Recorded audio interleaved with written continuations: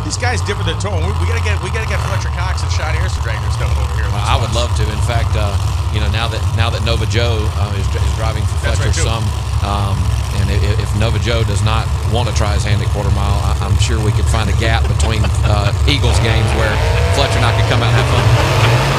Burnout's commencing now.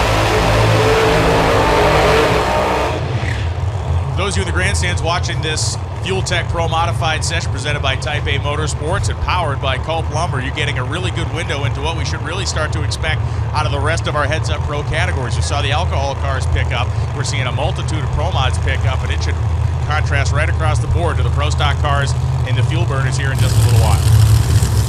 Contrary to a normal two-wide drag race, obviously 4 going down at one time here, and most if not all of the time, especially in pro mod, these races are won right here on the starting line. Kris Thorne, one of the best leavers in the game, and if I had to put my money on it, I would say Kris leaves first in this quad by a large margin. Stan Shelton, not bad either, but Kris Thorne, he's done this before, and very good Lego on the Dragway. It is not in effect this weekend. It will be in effect when we get to Chicago, but tell these kids in the grandstands about the bounty. Yeah, and I don't know how good that's going to go for Stevie. Now, we may have a bounty on us by the time this is over.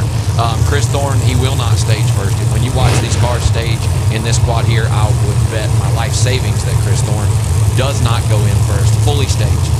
So there is a bounty. It's up to like $2,500.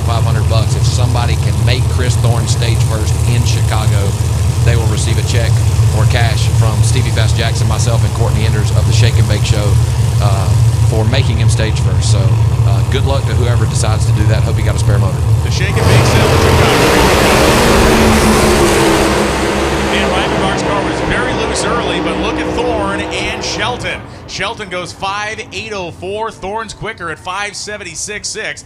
245 miles an hour. Rivenbark and alBalooshi had their share of problems. Both Rivenbark and alBalooshi 60-footed okay, but it went sideways after that. Yep. Stan Shelton proved me wrong there. He has always been a good lever, 0-40 letting go. Kris Thorne, an uncharacteristic 110.